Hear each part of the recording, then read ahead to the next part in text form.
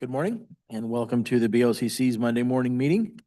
Looks like we've got roads this morning first. Good morning, Susie, Finance Manager.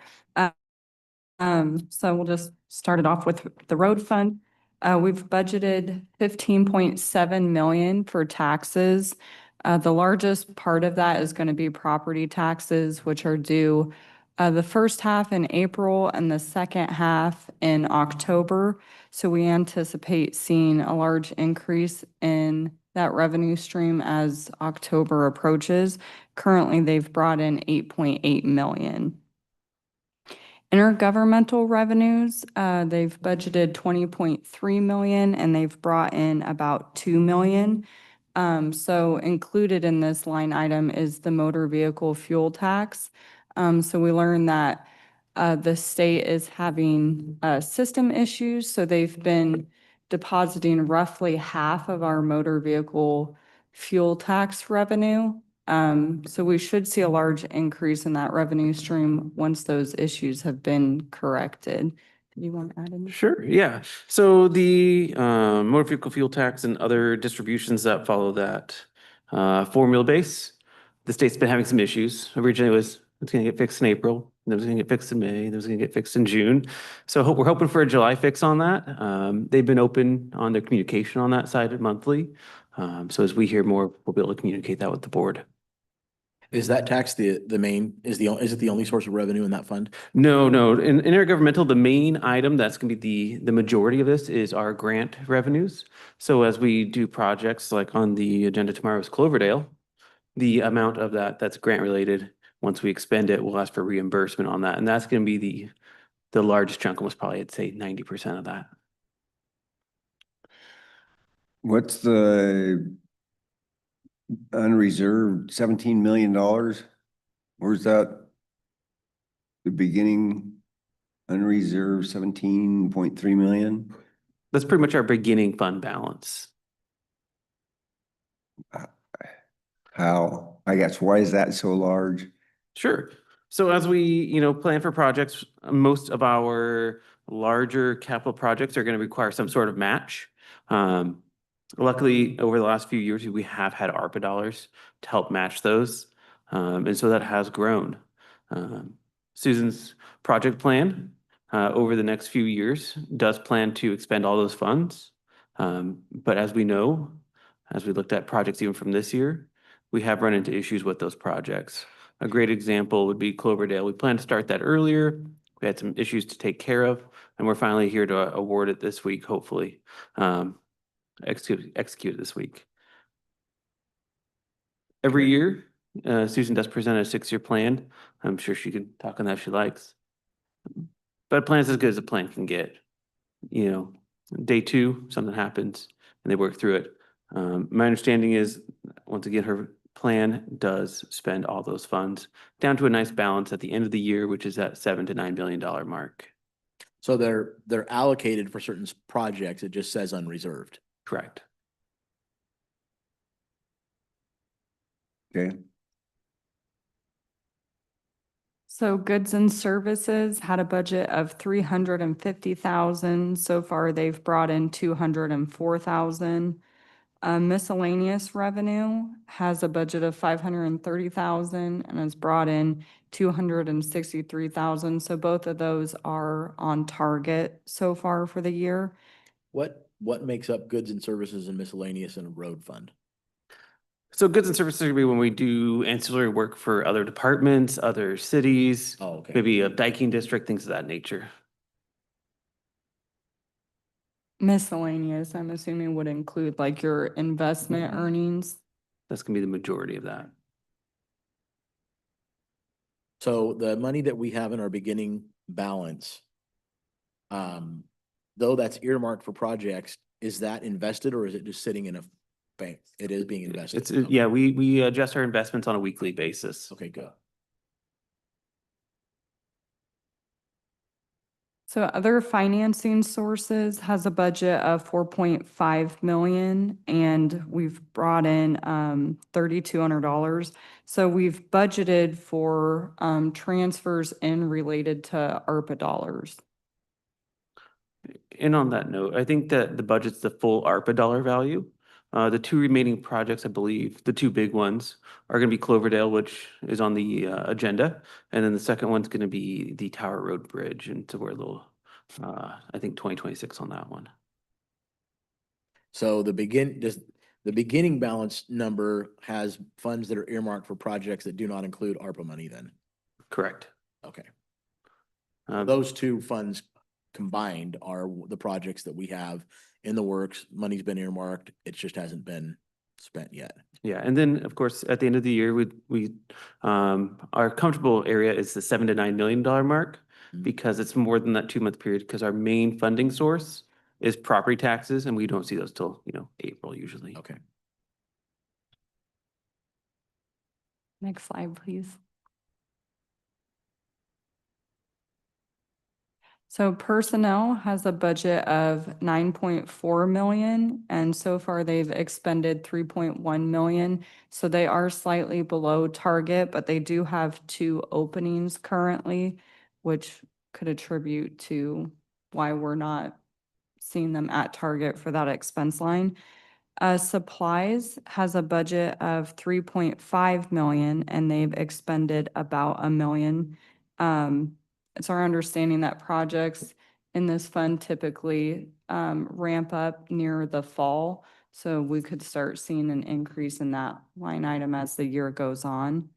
Services has a budget of 9.3 million, and so far has spent 2.3 million. So they are under budget. But again, that's due to projects typically taking place summer, fall. So that line item will start seeing an increase as well. Yeah, if I could just jump in on that part. So going to the supplies line, the big item on that one that we'll see here, that's actually ongoing currently, is our chip seal project. Because we do that ourselves, we are buying the rock material and the oil material. We expect that to be around 1.5 to 1.8 million. And then the services lines, our two main items in there are going to be ER&R, which is billed on a quarterly basis. So we are only 1/4 of foreign for the year. And the other large one is going to be our overlay program. So that was Lakeside, and I think we'll see that in around $2.93 million this year. So debt service currently doesn't have a budget, but they do have amounts booked in the financials. So this is related to SPIDAs or subscription technology arrangements. So the county is required to report liabilities related to that. So this negative amount is the reversal from last year's entry. And then at the end of this year, they'll book another entry related to that. So that number's always gonna be different year to year, depending on,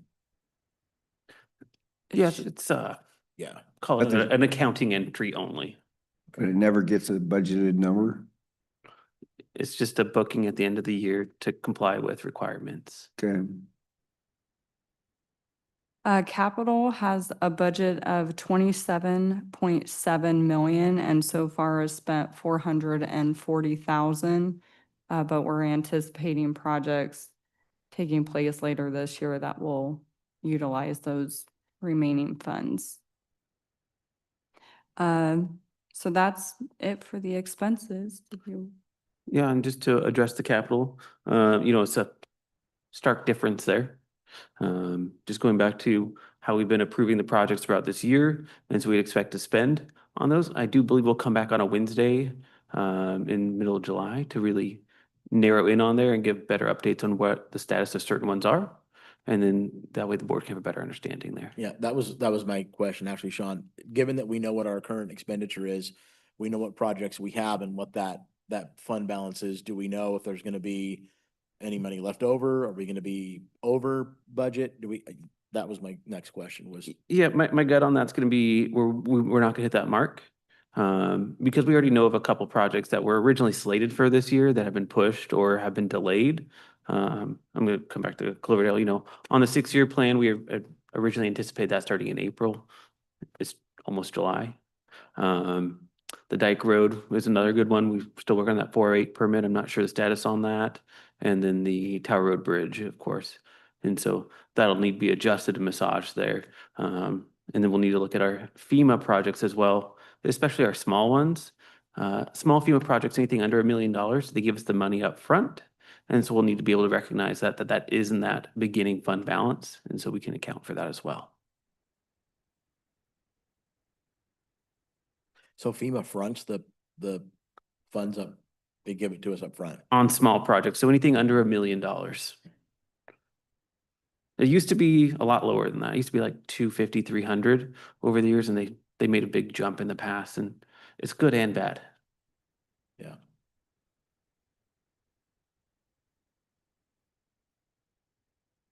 That's it for roads. Okay, Thank you. thank you very much.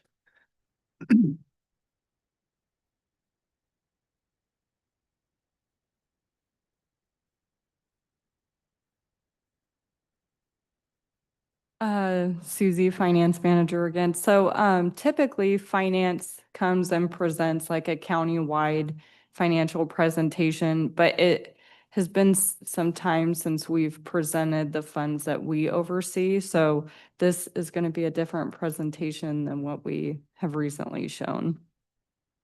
So the general fund for our department, we have goods and services, which has a budget of 240,000. There we go. Okay, there you go.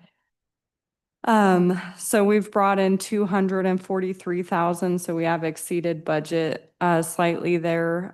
So the bulk of that item is actually through department billings. So we do have a cost allocation plan that allocates a portion of our wages, and that's billed to building and planning as well as public works. So those billings are done once a year, typically in January. Miscellaneous is most likely going to be our investment earnings.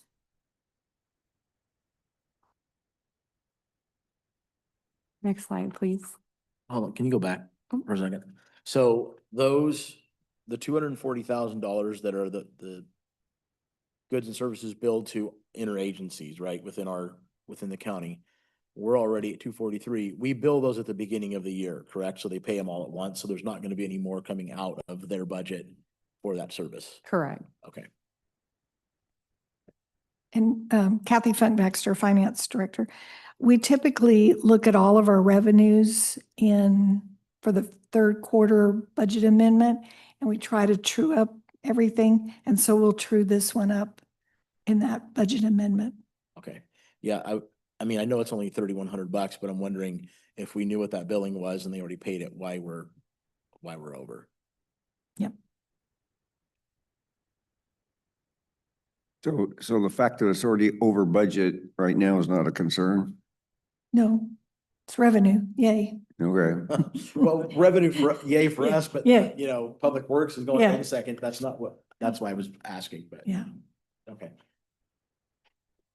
Personnel, they have a budget of 438,000 and we've expended 176,000. So we are right on target with that. We don't have any openings in our department, so we would expect to see us meeting budget for that. Supplies has a budget of $7,600 and we've spent 418 so far. Services has a budget of 184,000 and so far we've spent 76,000. So we are on target for each of those. So on supplies, how did we arrive at 7,650? Was that like last year's number? Because if we're only at 418 right now, we're not planning on spending $7,200 by the end of the year on supplies, right? So how did, Yeah, we typically have been under budget on that, Okay. even in the past year. So that's office supplies, things like that. And we have heavier, for example, we have heavier printing, things like that as we start the budget cycle. So that'll be September, October. But we won't spend all of that budget. Next slide, with please. the move to paperless, All of this printing we're doing is going to go away someday, we're thinking. I'm hoping, yeah. Okay. Is there anything that we're statutorily required to print, or are there things that we're just choosing to print because it's I convenient? think we're just choosing to print some of them. So the next one is still the general fund, but it's gonna be non-departmental.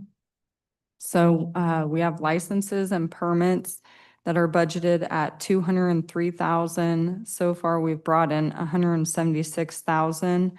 The largest portion of this revenue is actually Comcast franchise fees. So they pay this quarterly to the county. Intergovernmental revenue has a budget of 35,000, and we haven't brought anything in so far. Typically, intergovernmental revenue would be like grant revenue or anything like that. Miscellaneous revenue has a budget of 8 million and so far has brought in 3.7 million. Most of that is going to be the quarterly rent payment received from the landfill. So we've received 2 of those payments so far. Can we go back to the Mhm. licenses and permits real quick? So you said that's Comcast franchise fee. Is that the only thing that's in that, or are there other franchise fees that we're collecting also? That's the only thing that's in that line. So we're not collecting franchise fees from anybody else on our right of ways? Not currently. Mhm. And Why- the Why do we franchise, come from Comcast and nobody Yeah, that- else? That's what I'm wondering. well, the franchise fees are related to services for cable only. Yeah. You can,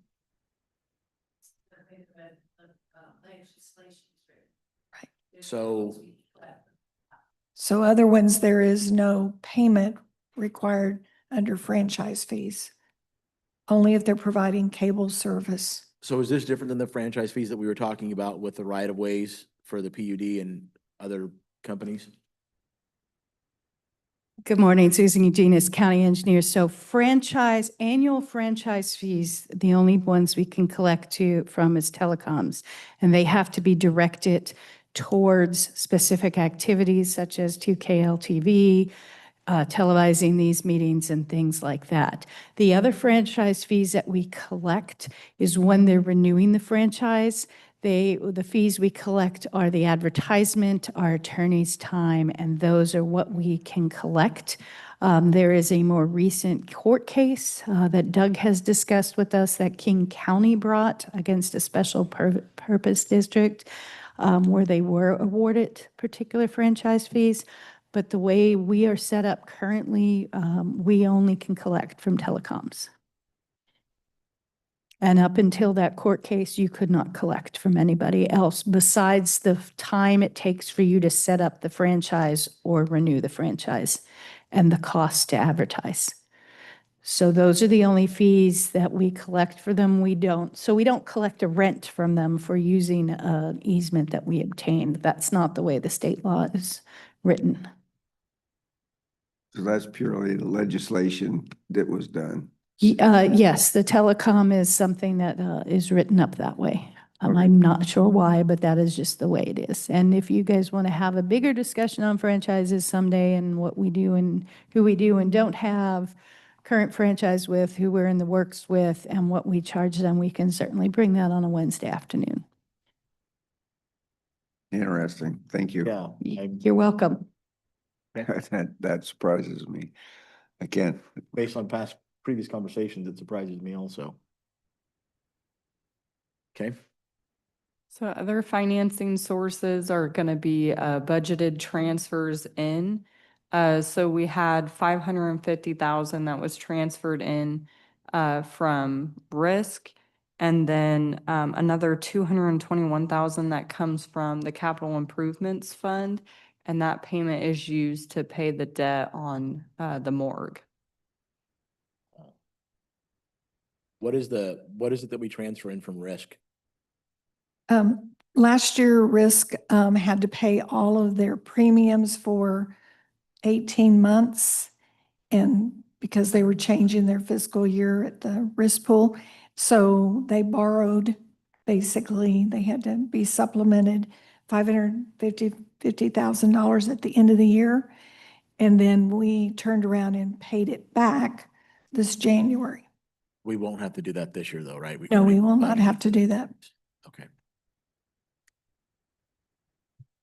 And Kathy, they've already told us that they're increasing that premium again next year? Yeah, they've already told us that. I anticipate in their July meeting, they'll probably also discuss, financials again and give us an update on things. Yeah, I'll be going to that. Are you going to that? I may, at this point, I'm kind of holding off, so. So personnel, this department doesn't have any people associated with it, but we do have a budget of 264,000, and so far I've spent 55,000. So the general fund is paying for unemployment claims for general fund employees that are filing for unemployment. So that's what those costs are associated Throughout with. any departments, not just, right? So We bill, there's several departments we bill for their unemployment. But then for the general fund, for departments like, my department, things like that, we pay all of it out of the Out of that. non-departmental. So supplies, had a budget of 1,600. We've expended all of that. We'll be keeping an eye on that to see if we need to do a budget amendment later on, if they spend more than that. Services had a budget of 3.8 million, and so far we've spent 2.3 million. So we are exceeding our target currently on that. But part of that's due to quarterly billings from law enforcement records, as well as emergency management. So the general fund is paying a portion for their costs related to those services. So that's why we're currently exceeding target a little bit for that one. So we still anticipate to get 2 more billings for this year. And we also pay in the non-departmental, we pay, industrial acts, we pay some of our internal service department billings for the general fund for some of our departments. So that was already done in January, so. So when you say that the general fund, if we go back to services, the general fund, we're not subsidizing any of those other departments. They're already pulling from the general fund. It's just that as a whole, they've pulled more than what we anticipated, correct? It's not like we're giving one department more money that wasn't allocated to them over another. Yeah, no. Okay. Debt service has a budget of 2.6 million, and so far we've spent just shy of 500,000. So that includes the morgue payments related to that transfer that comes from Capital Improvements Fund. So we did make that payment in June. And then the second payment for that will happen in the fourth quarter of this year. As well as the landfill mortgage, the landfill Rent payment. debt. Can we go back to the services? Do we have a report that shows line item by line item, which departments are receiving what out of that general Yes, fund? We do? yes, yeah. So when we just got finished doing the 2026 and 2027 budgeted for industrial accident, for example. And so there's a number of departments. We just, instead of billing those departments, we bill this non-departmental fund. Got it. And I have all the details of what those departments are. How do you allocate the services costs? You're at 100% now. How do those get allocated to this group? So for example, I was working on industrial accident, which is an internal service billing, and it's based upon hours labor hours, and that's how that's billed out. Okay. So is there a formula for each department? How do we? Yes. Okay. Each cost allocation has its own methodology. So industrial accident, for example, is the hours, and then it's the hours specifically by risk category. So for example, your sheriff's department has a higher risk category than finance department, for example. Got it. And then in IT has a billing, and theirs is based upon a ratio of devices and personnel. And then risk management's another large internal billing, and that's just based upon labor hours. And historically, has that been pretty accurate? Yeah, it's consistent. Yeah.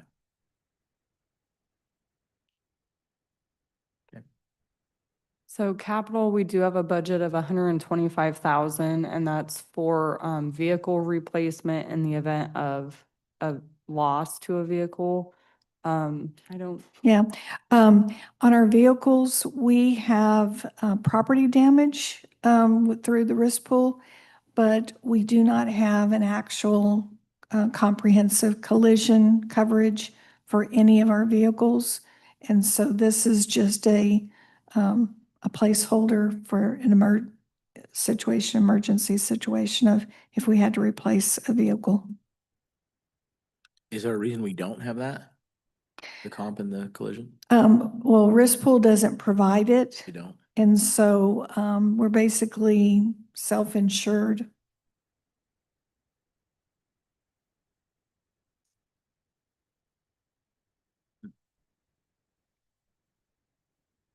Yep.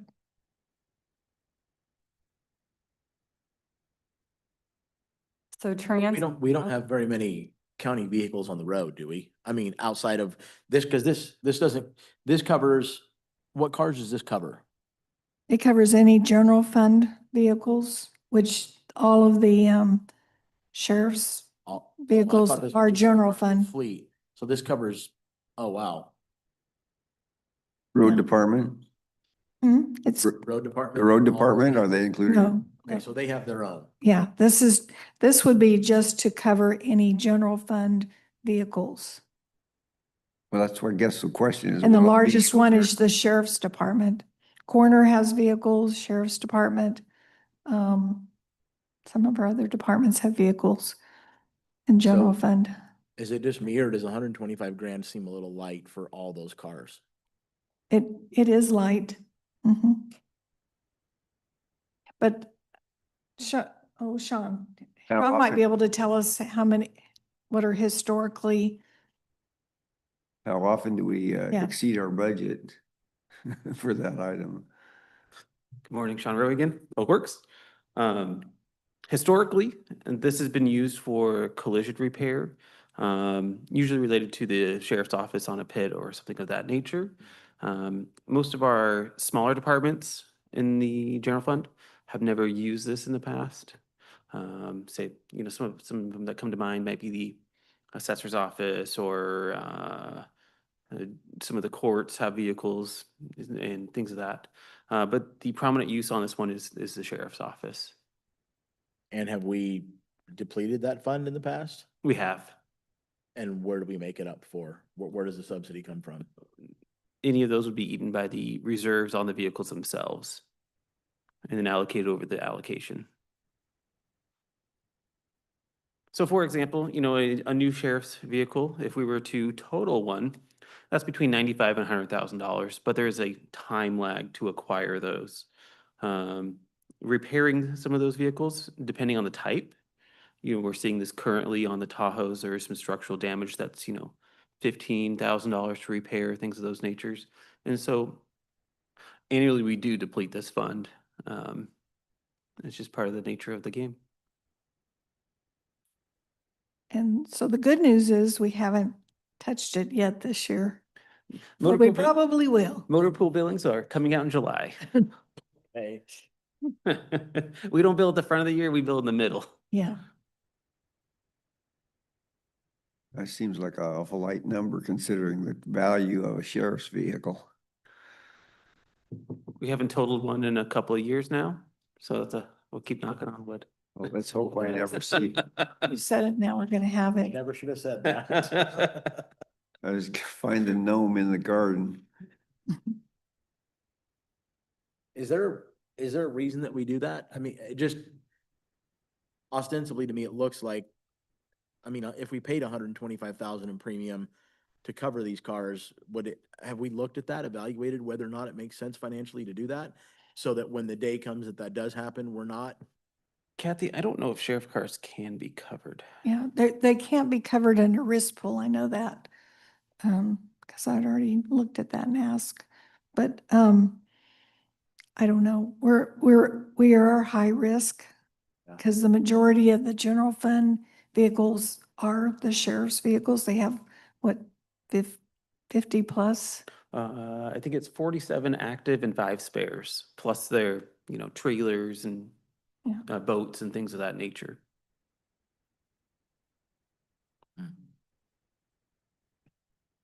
Wow, okay. yeah, I think we might want Yeah, to have a further can maybe- discussion about that. We can maybe talk to our broker about,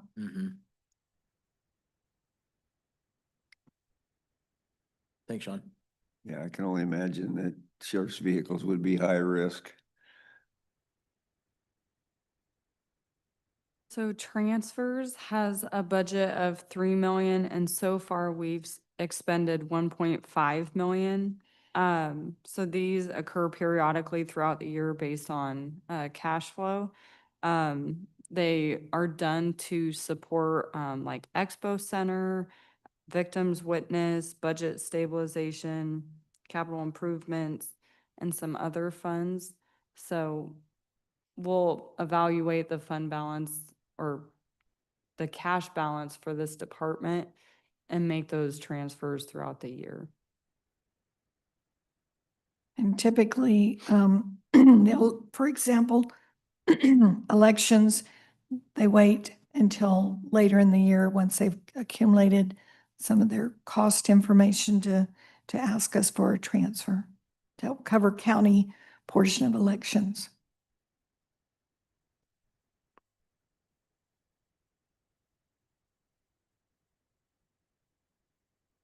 Rural public facilities, so we've budgeted 2.8 million in taxes for this fund. We've received 663,000. So that the majority of that is going to be the sales tax that we pass on to the grant recipients that you had awarded earlier this year. So when we award those funds, again, it's evaluating cash flow and just making sure that we have sufficient reserves before remitting those payments out. Miscellaneous is going to be our investment earnings. We have a budget of 47,000 and we've brought in 30,000 so far this year. So I do have a question, because you triggered a thought. When we did approve those grants earlier in the year, do we have a system that doesn't allow for us to approve more funding than what we have?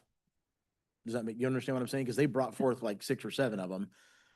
And off the cuff, how do we know? Do you guys make sure that we're not presenting anything that is above and beyond Right. our fund? Okay. Right. We did a projected cash flow before we ever recommended approval of those so that we had sufficient cash flow. You can see we have a reserve of about 1.5 million.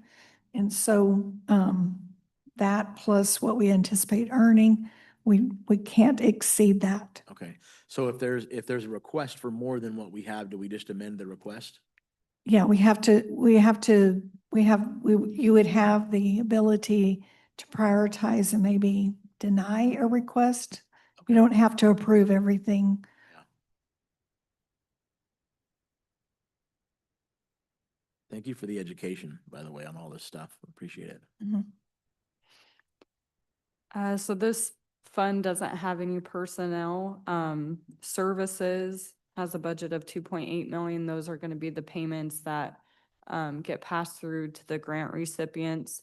So far, we've issued payments to 4 of the 8 recipients, and the other 4 will receive them between now and the end of the year. We do have $1,000 budgeted for debt service. So far, we haven't expended any of that. On those grants, Kathy, this is probably a question for you. Do we know, have we funded the fire training one in Kalama yet? Has that one been funded? Yes, It has, okay. yeah, yes.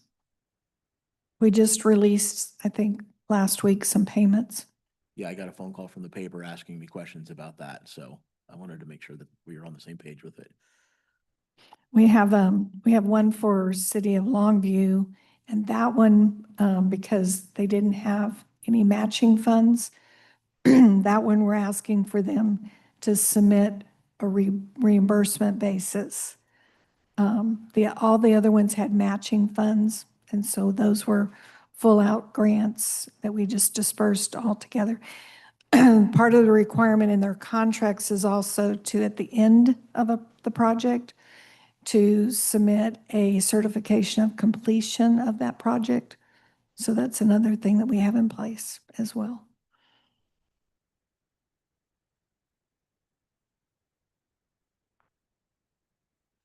Our next fund is going to be the Federal Forest Title III Fund. So this, we do have a budget of 11,000 for intergovernmental revenue. It is a federal grant that we were previously receiving. We were notified that this funding had expired and it hasn't been renewed. So we're not anticipating receiving this funding this year. This was the funding that we provided to fire districts for providing services outside of their general service area. Does that typically go to the ones that are out in the county? Yeah, it typically goes to the fire districts. I think it's 2 and 6. So it's for search and rescue operations primarily.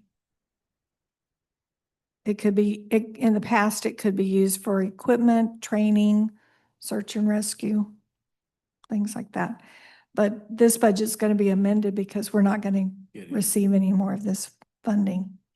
And I think Rick had asked me to look into, was there another source available to the fire districts to help this year with some of their search and rescue expenses? So I'm searching, looking for some funds to maybe be able to award some type of grant.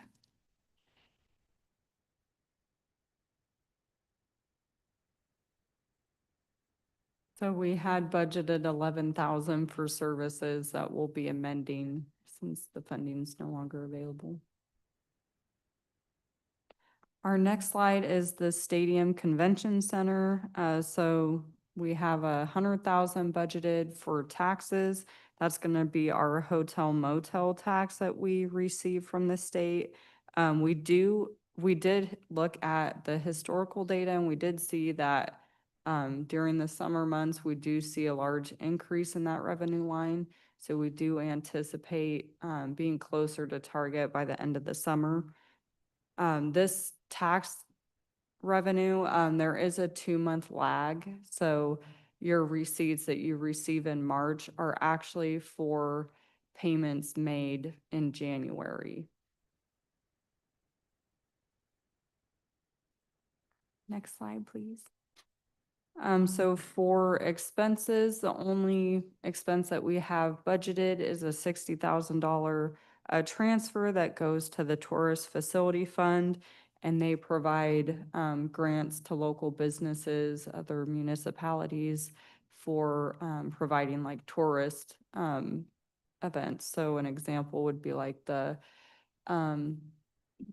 big smoke that just happened, yeah, in Kalama, the 4th of July event that they have coming up. Those are the types of grants that they provide.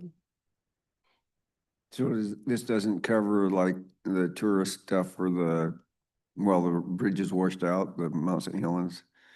It's not part of this. No. Okay.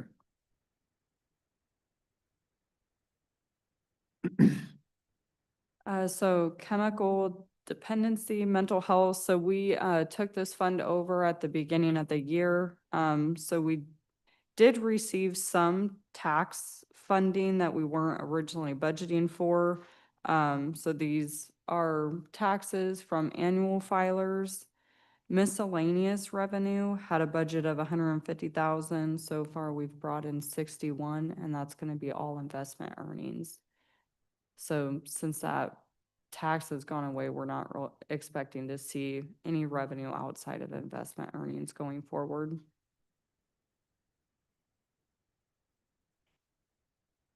For expenses, we do have just shy of 11,000 budgeted for personnel.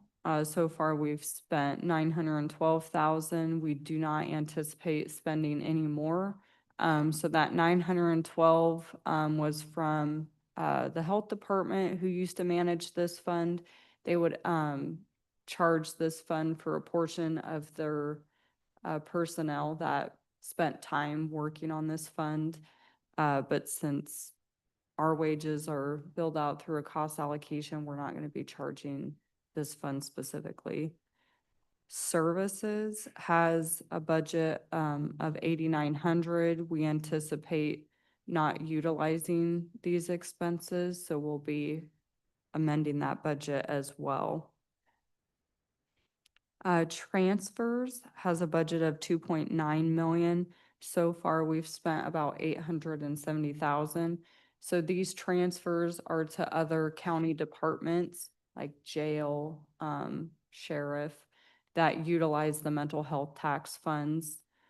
So they bill our department. Some are monthly, some are done quarterly, and then they supply us with hours worked for the employees that are paid with the mental health tax. So far, we've received every invoice through April from all 8 departments. And this is the fund we anticipate having about 2.5 million at the end of the year that can go into 2026. But as you can see, based upon what our budget is, expense budget, that's not sufficient to cover the whole 2026.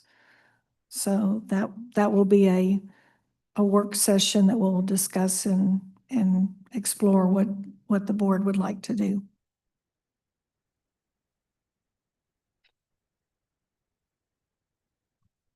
So our next fund is going to be affordable housing. We have goods and services with $124,000 budget. So far, they've spent about 50,000.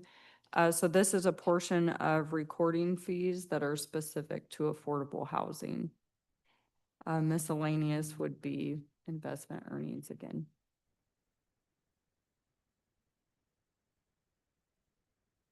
The money that's spent on this, it's specific to affordable housing, but what is that? I mean, like, what can we spend it on? Well, what happens is the money comes, I can tell you, the money comes in from the recording fees here. And then for expenses, we turn around and once a year, we return funds to the cities. That's what that $49,000 is. And then the transfers is transferring out to the Human Services Department, which is managed under Carol and Gina. And so everything that happens on the expenditures related to this all happen in the Human Services Department. And we give the money back to the municipalities Mhm. and they do with it what they. Right, Okay. once a year. And that's done about, I think, February.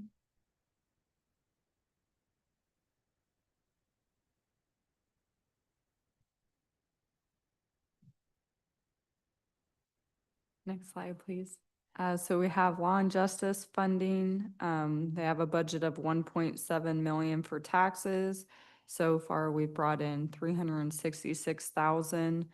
So this is criminal justice sales tax. So again, that's going to have that 2-month lag. So anything through May would actually be for receipts from January through March. And that's 100% sales tax? Yes. Mhm. Miscellaneous revenue had a budget of 50,000 and so far has brought in 31,000 and would be related to investment earnings. This fund, just so you know, we have a beginning balance of about 2.5 million. And we've discussed with Savannah in looking at the Hall of Justice expenditures for the electrical and HVAC, transferring 2 million of that over to help cover that project. Because it qualifies, because it's for criminal justice, and that's where the sheriff's office location is and everything, and the courts. How soon are you gonna know if it qualifies? Huh? How soon will you know if it qualifies? I've already looked at it, it qualifies. It does? Okay. Mhm. The RCW actually has a line in there that says it can be spent on facilities. Okay. So personnel has a budget of 1.4 million. So far, we've spent just shy of 600,000. At the bottom, it shows that we have 4.5 FTE. So the report that we use to generate the FTE, it's done by fund and not department. And so, or sorry, I got that backwards. So it pulls based on department and not fund. So we're not able to 100% show any like split allocations. So currently there is 11.5 FTE being paid out of this fund and not 4.5 as it shows. That is something we are working on with that report. Supplies has a budget of 15,000 and so far has spent 2,800. Services has a budget of 316,000 and has spent approximately 180,000. 107,000 of that are the internal service billings related to IT that are paid in January once a year. Capital, we do have a budget of 40,000 and so far have spent 29,000. So in 2024, the sheriff's department purchased a vehicle. Those vehicles require outfitting. That wasn't budgeted for and paid for until this year. So that is what those expenses are related to.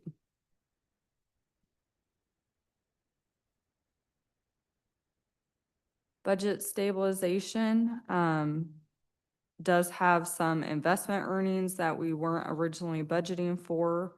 And then other financing sources has a budget of 560,000. And that's our estimated transfer from the general fund that's done at the end of the year. This is the fund where we're putting aside 1% of revenues from the prior year to build up a emergency fund. And it's considered part of our general, even though it has its own fund number, it's still considered part of the general fund reserve. I like that idea. So we don't have any expenses budgeted for this fund. Any expenses that were going to be paid for out of this fund would have to be approved by the commissioners. And that's the one that it would have to be a unanimous approval of any expenditure, all That's three because it's commissioners. nothing's earmarked for it. It's just there. No, yeah, it's just there for catastrophic or unforeseen emergencies, basically. Cumulative reserve, the only thing that we're budgeting for revenue would be investment earnings. This fund is not currently being utilized, so we are going to be recommending that we close this fund in the next budget amendment. In the past, this fund and this goes back to something that happened historically, half of the tourism sales tax dollars that came in, half would go to tourism and half would go to this cumulative reserve. And what was happening is this account was set up to take care of some major construction issues on the is it Hofstede? Hofstede. When we owned that facilities, there were a lot of deferred maintenance related to it. And so they were accumulating funds here out of the tourism dollars to help pay for those expenditures. It's no longer part of our properties. And so we have now, for the 2025 budget, all of the sales tax revenue for tourism is going into tourism and not into this account any longer. But we have this fund balance. And so we're going to, when we recommend to close this account, we'll transfer that fund balance remaining over to tourism. So this is a fund balance, and that's been carried forward. It's not 675,000 in interest earned. No, Okay, yeah, because I was gonna say, where do we have money sitting around earning that yeah, amount of money?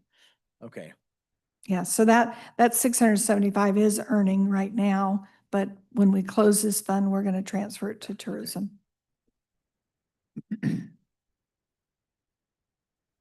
So as you can see, no expenses have been budgeted for this fund.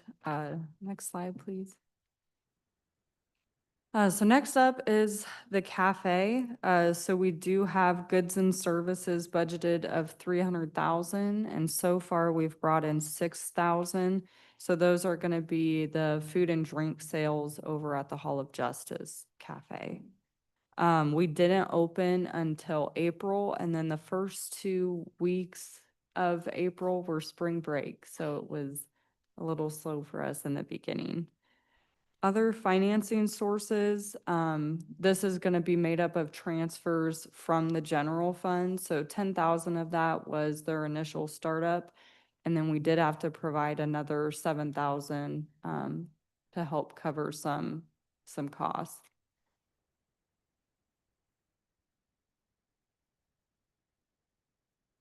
Supplies, we have budgeted 221,000 and so far have spent 90 personnel costs related to the temporary employee that we have working the cafe, as well as our equipment rental that hits this line as well.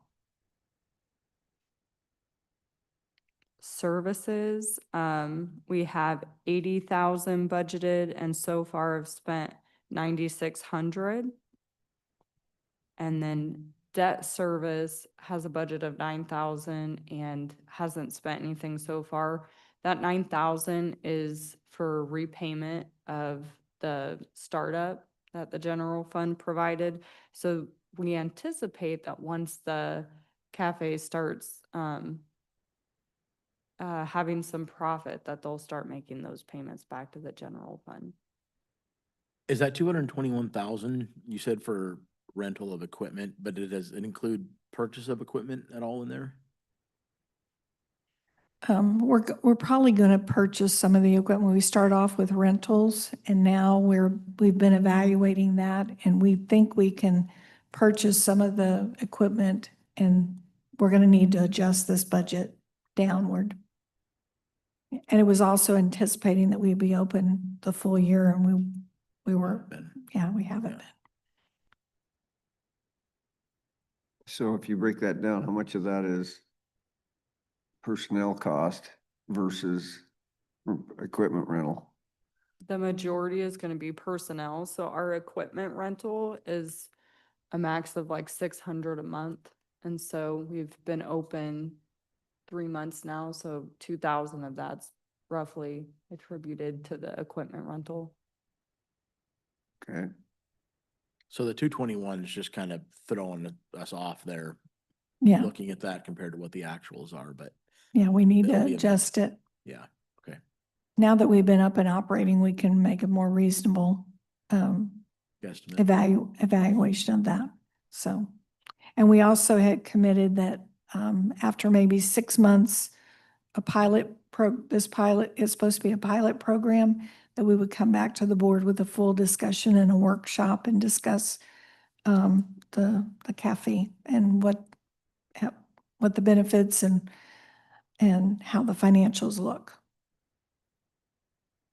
But we're still tweaking things like hours, food, product purchases, and then basically, like we said, we looked at the rentals, and the rentals are not, we'd rather buy some of the equipment and have it because it was reasonably priced versus renting. Well, if when that conversation takes place, if it's something that we decide to continue to do, then yeah, I would say we need to look at purchasing them. In a situation like that with a cafe though, when you look at the fixed cost on things that we have and the cost that we would adjust, I would say our food cost is one that we could probably improve. Yeah, and we have already done that. Yeah. It's a matter of trying to determine what sells, what doesn't sell, and everything. So we've had a powwow already about that. So and made some adjustments. Do you know what the overall sentiment is with having the cafe there with the employees over there? I don't know, Kelly, may ask Kelly to speak to that. Yeah, after talking with Superior Court and District Court, they really like having it over there. The employees are asking for it, asking for more hours, for it to be open later. So we've been kind of tweaking, trying to figure out we had set hours, but as you know, Superior Court and District Court has jury. And so we've gonna tweak some hours so we are open later to hit when the juries are there, because they have a break, I think at 10, and one at lunch and then another in the afternoon. So we weren't hitting those sweet spots quite with the hours that we had determined. So we've been in communication with them, and they have included us on the emails so we know when they'll be to be open at that time. So it's still a work in progress. Mm-hmm. Yeah, so for example, when we first started, we only took card only, and then we heard a lot of inquiries about, well, I only have cash, things like that. So we switched up and we are taking cash transactions, and are they about equal to our credit card transactions? So it's split pretty evenly between credit card and cash. So that was one adjustment we made. And then Thursdays was the other adjustment because of the juries typically being in the afternoon. So, and that has helped business. But we're trying to limit the amount of hours that are temporary. We're actually the person that works there is an employee of a temporary agency. So we try to limit those hours total for the week to somewhere around 25, maybe 30.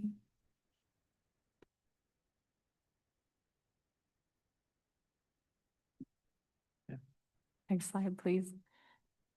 So unemployment compensation, we have a budget of 83,000 for goods and services. So far, we've brought in all of that, and those are department billings for unemployment claims for the prior year. So when we prepare the budget, we look at all the unemployment claims that had been paid for those respected departments, and then we charge them for it in the next budget. So as we get ready for 2026, we charge departments for 2025 unemployment claims. Miscellaneous revenue has a budget of 8,000. So far has brought in 3,500 in investment earnings.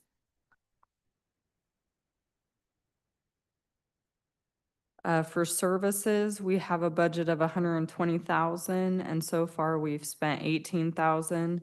So those are costs associated with paying the unemployment claims. There is a timing difference between the expense and the revenue side. So these are unemployment claims that we're paying for 2025 claims.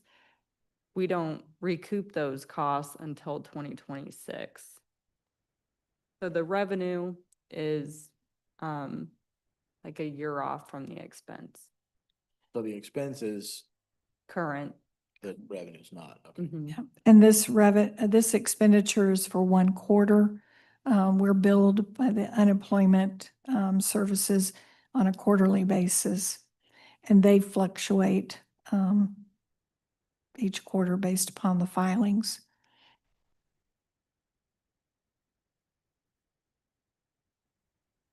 We may amend that, but we may want to amend that budget down because I don't think we're going to have that high of a number.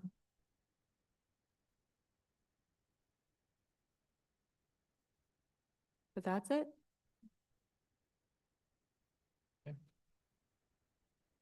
Thank you. Okay. So we have Public Works.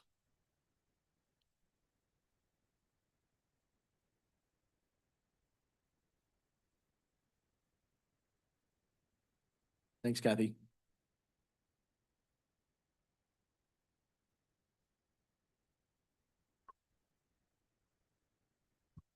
Good morning, Susan Eugenius, County Engineer. Let's see what exciting we have for you scheduled this week.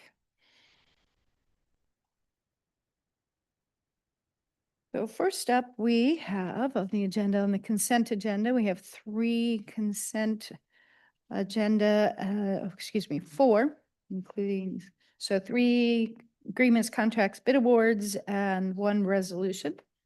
So the first item is supplemental agreement number 1 to our local agency agreement with PBS for the Delamita Road culvert replacements projects.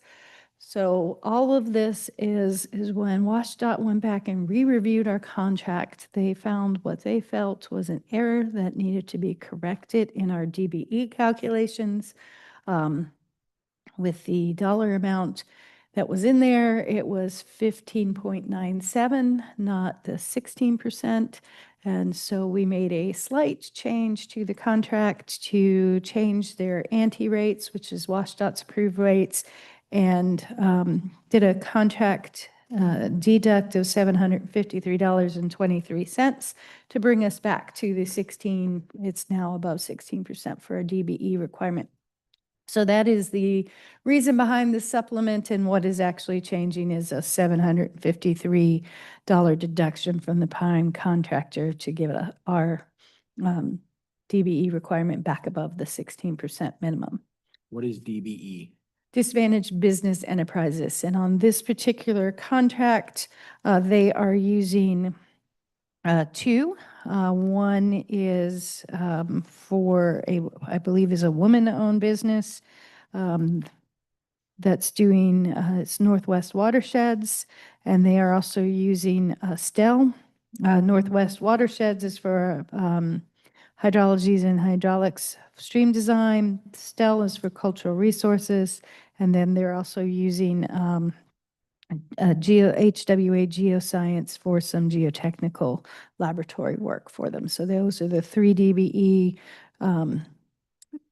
that they're using on this project as part of their design project.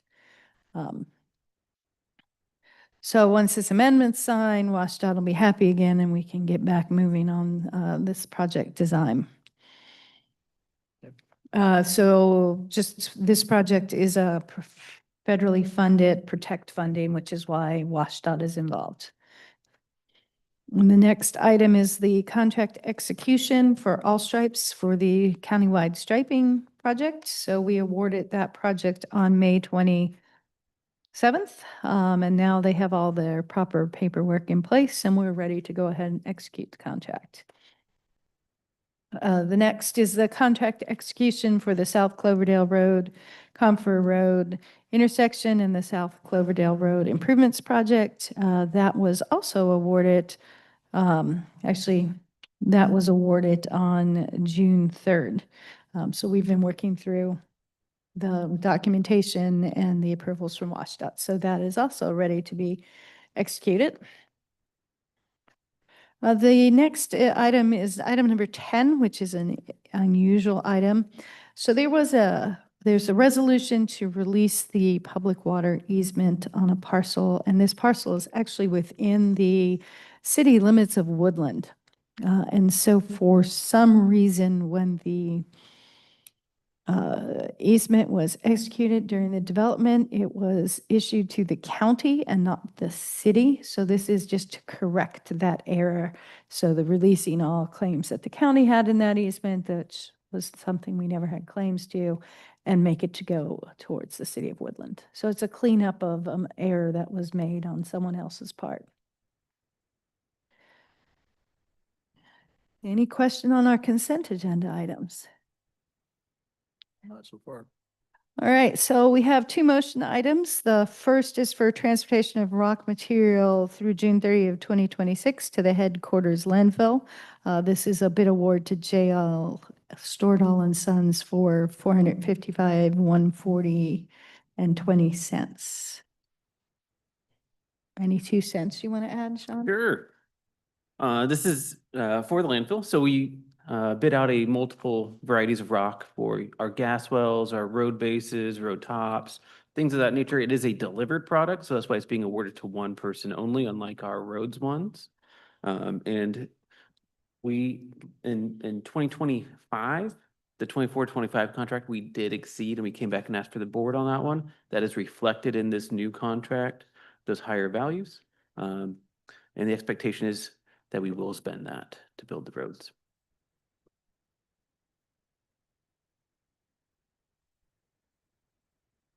So we put it out to multiple rock carriers, if you will, and just give it to the lowest one because they're gonna deliver it. Correct.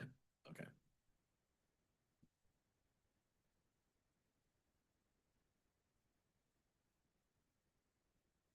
So the final Public Works item is the bid award for the 2025 countywide delineator project to Construction Ahead Incorporated, doing business as Pavement Surface Controls.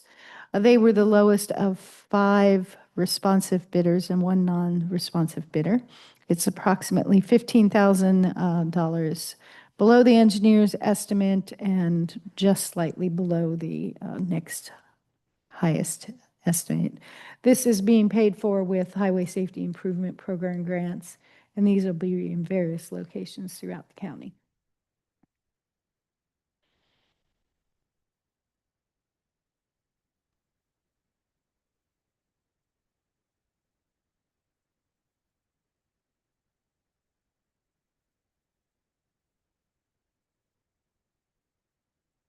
Okay. I don't have any questions. I'm good. Pretty straightforward. Yes. Thank you, gentlemen. See you tomorrow morning. Okay, thank you. Thank you. Okay, building and planning.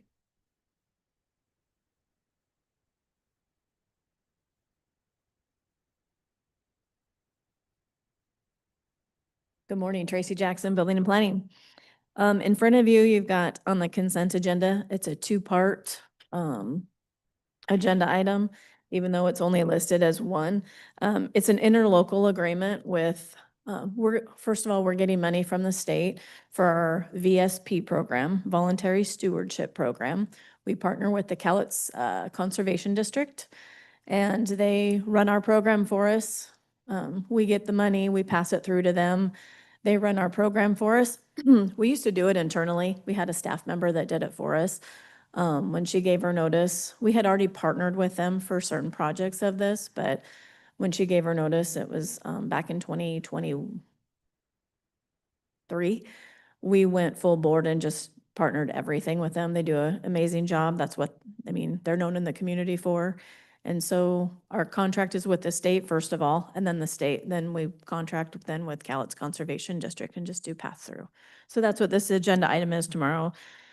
It's the interlocal agreement with the Cowlitz Conservation District for the joint coordination and support services for the VSP program.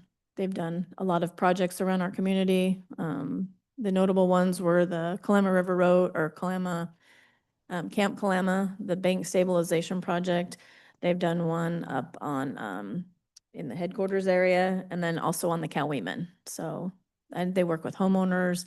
They're fantastic. Their office is over there by Wendy's in that little complex. So. that's So it's not a new one, we're just renewing it. Nothing new, just a renewal. The contract's up, starts tomorrow with the state for the next 2 years. So it's July 1, 2025 through June 30, 2027. So we're looking forward to just continuing the partnership and the work in the community. That's Sounds it. good. All right, thank you. Thank you. All right, Risk?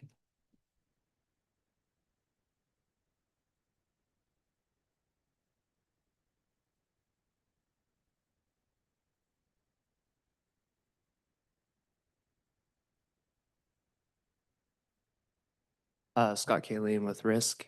Shelley Pierce, Risk. We just have one consent agenda item for tomorrow, and it's just the completion letter for the annex project for the flooding. It's just to close out the project. Okay, That's so it. we're done and ready, everything's, Yeah, we've done, all final billing has come in. We're working with the vendor to make sure that they billed appropriately for all of the claims. And then we also have worked with Risk to make sure that our agent, insurance agent that we went through, for them to divide and conquer the billing because there were two separate floods. So they're separating and segregating the appropriate person to put the claim towards so for we're getting- both parties. We're getting closer to filing it and getting paid. Reimbursement, yes. That's correct. After this letter is signed, we'll send to the insurance agent to process. Cool, good. Have you had a chance to go over there and check it out? Did you see Did. before or after? I didn't see before, but I did Okay. go after, yeah. Yeah, it looks really They nice. Gave me a tour, Yeah, yeah, really looks good. nice. Glad to be done with it. yeah, good. Great. Okay, thanks, guys. Thank you. Thanks.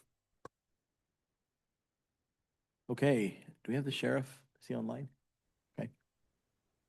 Sheriff, whenever you're ready. Good morning. Yeah, what you have is just, I guess, formalizing the discussion we had here a couple months ago concerning entering into an agreement with the cities to put out a request for proposal for both animal control and animal sheltering. Longview's taking the lead on this and just in the process of getting all the entities to sign on board and then work towards issuing a RFP on that. There'll be two distinct, I guess, sections of that. One would be the animal sheltering portion and the other would be the animal control part of it as well. Just seeing what is out there for entities interested in putting in a bid or proposal to do those services. Okay, so are we putting that out or did you say Longview is? Longview's taken the lead on that, and we'd had at least 2 or 3 meetings here. It's been a few months ago about just preliminary discussions about moving forward on something. That's kind of what's come to light or fruition of those meetings is to have this local group put something out jointly and see what's out there. Okay, and what municipalities are on board with that, Brad, do you know? Obviously you do, but which ones have said, yeah, they want in? Well, I know everybody's participated except Kalama. Kalama's really never, as if they've always done their own thing with animal control. But the other 4 cities and the county have been involved in these discussions, and they're all in the process of signing on to this ILA right now. I can't tell you if, as far as I know, I think everybody's going to do it. Hadn't heard any opposition to that, so it should be the county and 4 cities with the exception of Kalama. Awesome, okay, good. I don't have any questions. So Kalama's on this agenda. Are we gonna scratch them off? They're not agreeing to that? Well, we'll wait and see if I know it was sent to them. I'm just, based on past history, they've never had contracts with the Humane Society or they've always done their own thing. So there could be a change of heart on their part. Okay, At this point, we're just all the entities are getting signed on board and whoever agrees to sign on, they'll go forward then with a RFP. okay, thank you.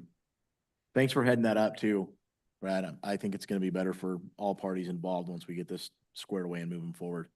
Yep. All right. Very much. Okay, Well, thank you. thank you. Okay. Hey, Marin.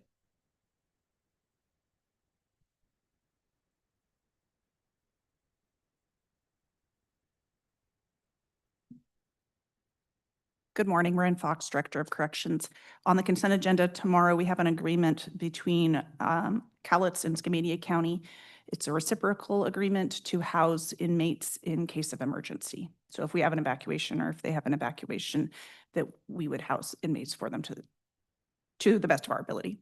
Are we renewing an agreement or is this new? This is a new agreement. We're going through the process of looking at our emergency processes and evacuation process. So we'll likely be bringing other agreements from other counties forward, but this is the first one. Okay, Good. Okay. Thanks. all right, thank you. Thank you. Okay, is Ryan on? No?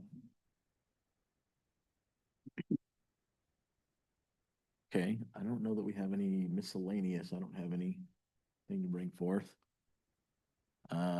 We don't have any executive sessions. Is HR ready? No? I'm not sure about HR, but at 11, we have the Superior Court and District Courts coming and talking about the Hall of Justice and Okay. the move. So I think if we could recess until then. Okay, good with that. Steve? Yeah. Okay, we'll go ahead and recess till then.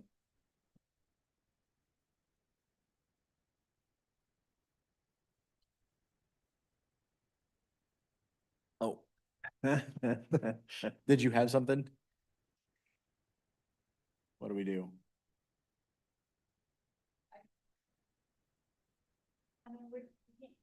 We're just starting back at 11. Oh, okay. We just, we, we just recessed is all. Can you do it at 11? Okay, let's just do that.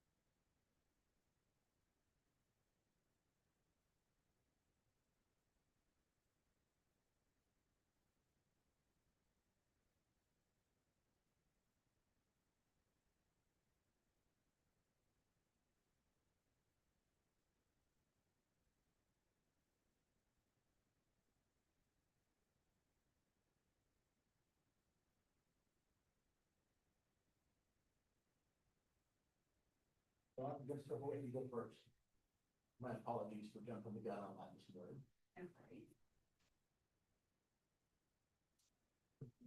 Good morning, Jessica Warren, Human Resources. I just have one item as a follow-up from the last meeting I had. A request from Public Works to start a new senior engineer at step 5, which is 9739. The engineer has accepted that offer. Just approval to start him at step 5. I'm good. Okay, perfect. That's all I have. Thanks.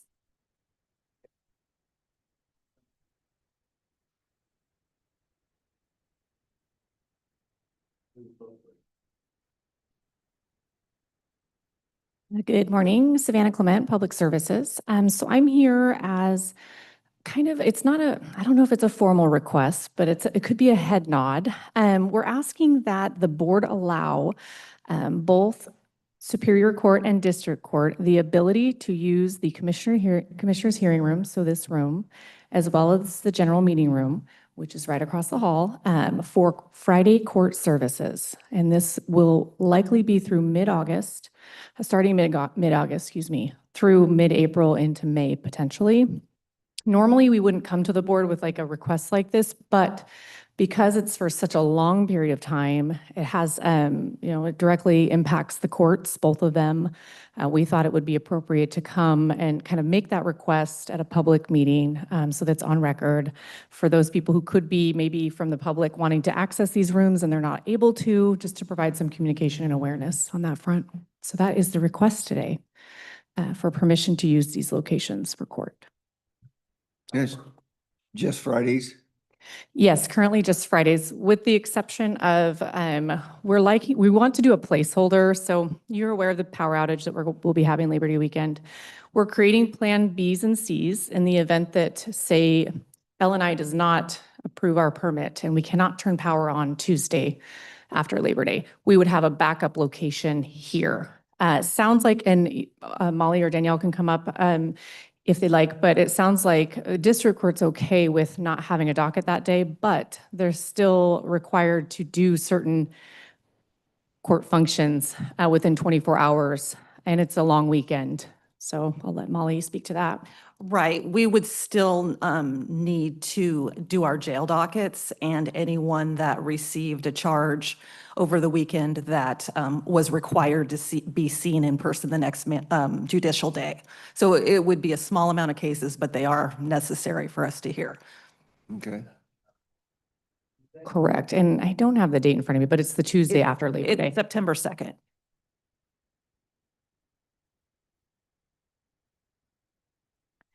So with district court, they'll be in GMR. So that shouldn't be a huge impact other than people would have to go through security, who probably aren't used to going through security for a Tuesday meeting. Of course, it would be unrelated to the Tuesday meeting, but it would likely be a requirement for people entering the building. And then for Superior Court, I'm not sure about, I'll let Danielle speak to that, but they would be utilizing this room. So I'll kind of let her elaborate. We have our protection order docket that has to be heard a Tuesday after a Monday holiday. So we have the ability to cut that down to one docket. So we could potentially just use the afternoon if this room is clear over here. If not, Molly and I kind of talked about a way to maybe share the GMR if possible. Given the circumstances, I'm in there. Okay. I mean, we already have an imposition on you, due to the circumstances, but whatever we need to accommodate.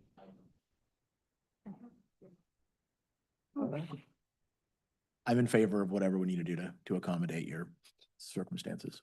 I've got no issues with it. I do have a question. Where are you going to put security since there's 3 doors to get into this building? So we did meet with the security group after our stakeholder meeting last week, and we're still working that out. There is a tentative plan to do it actually on this floor using some entrances for district court. We're kind of routing the public in a different way than what they would be used to. So we have some plans in place. I'll be meeting hopefully with that group next week. Not this week, but next week, moving forward on the official plans. We can share that with the board and the public once we get a plan in place. Go for it. Yeah. And does security mean the same security that you get into that we have to go through when we get into the Hall of Justice? Pretty close, Thank yeah, if not the Yeah. same. Yeah, Mhm. we're looking at baggage scanners that can be rented, and I think there's a metal Metal detector. detector that is maybe over at juvenile that could be used. Okay. Mhm. Oh, is Brad going to be providing security, or is a security? So the sheriff's office is providing their court security, I believe, similar to what they're doing at the hall, and they kind of are in charge of, security. So they're also heading this committee on how we're going to set it up here. But yes, they are involved and they'll be here. Then we'll also have another secondary security guard with our current vendor. We'll have to amend that contract or add to it to get that. Okay. Sheriff, do you have anything that you want to add if you're on? Oh, sorry, I didn't know he's on. Troy? Try right, Bill. Hi, it's Troy Brightbill from the Sheriff's Office. I don't have anything to add. Brad's at another engagement right now. Okay, thank you. Okay, I think we're good. Okay, awesome. Thank you. We'll continue to come probably weekly. I mean, at our 1:30 workshops with some updates. I did want to add that the board should be expecting a proposal presentation from Millig, the actual proposal. We were going to do it this Wednesday, but we wanted all 3 board members, so it'll be pushed to the following Wednesday. But nothing vastly different from what you guys have heard from Millig the first 2 sessions. So there shouldn't be anything too surprising in there, but we'll have them available to answer questions as well. Awesome. Okay, thank you. Thank you.